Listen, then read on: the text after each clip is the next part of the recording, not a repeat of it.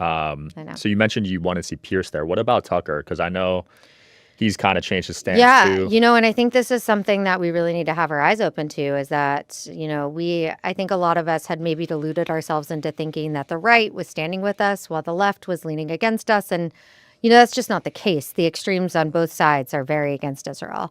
And, Tucker is very much an isolationist. He does not stand with Israel. He has platformed Holocaust deniers on his show. And, Really?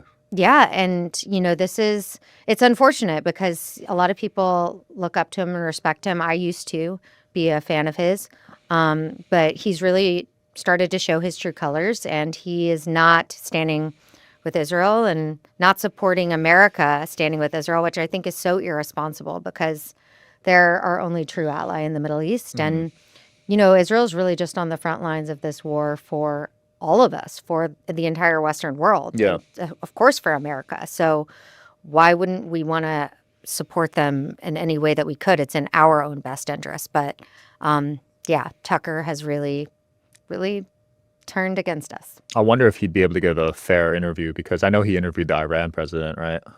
Yeah, I mean, I don't know.